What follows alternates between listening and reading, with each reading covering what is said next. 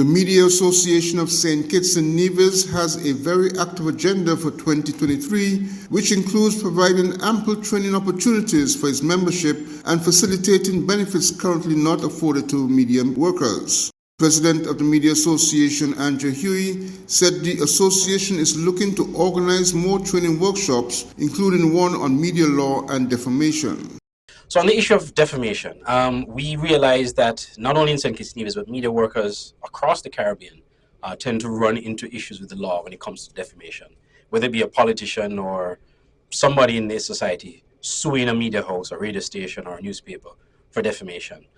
We realize a very thin line for media workers and journalists, and we want to this year host a workshop training on defamation law, or media law, so to speak. The media law right across the Caribbean, the Commonwealth Caribbean, are quite similar. And so we want to see what are some of the areas that, as journalists, we should be looking out for, avoiding certain pitfalls, so that we are not sued. Media houses are not sued. We know of media houses in the Caribbean that have literally closed down because they could not afford the costs that they had to pay as a result of defamation cases that they would have lost. So we want to ensure that our media workers are equipped when it comes to media law and matters of defamation and libel, so as to prevent, to reduce incidents of defamation and occurrences of defamation, or at least media houses being brought to court on matters pertaining to that. And if they are brought to court, that they would have had themselves covered in terms of how they would have reported on certain stories that would probably lead to court action. One of the things that we are looking to do is that we're looking to partner with the MIC, the Media Institute of the Caribbean, in hosting a workshop in St. Kitts and Nevis. I know that they're going to do regional workshops, but we want to do one specific to us here in St. Kitts and Nevis. Meanwhile, Mr. Huey reviewed 2022, which was a year of new beginnings for the association.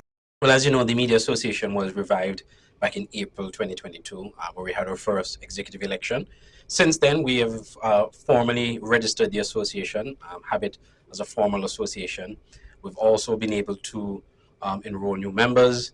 We've assigned our members identification cards, which we are looking to have as official ID cards or press passes, so to speak, that will be recognized by the authorities whenever any of our members show up, whether it be a crime scene or any other assignment with that pass. Whether or not they have a pass from their media organization, they'll be able to use that as their official press pass. We also use the opportunity as well to try to engage training opportunities. Training is one of our biggest goals and initiatives. We want to ensure that our members are properly trained and that opportunities are available to them for training. So we hosted our first training workshop in conjunction with Hope Economics back in October. It ran from, September actually. It ran from about September to about November. And we were also able to include journalists from across the Eastern Caribbean as well.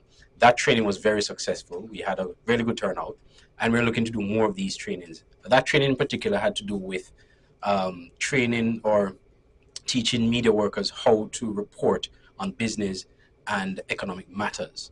And we want to continue that. We want to do another iteration of that course with Mr. Kevin Hope of Hope Economics, who partnered with us on that initiative.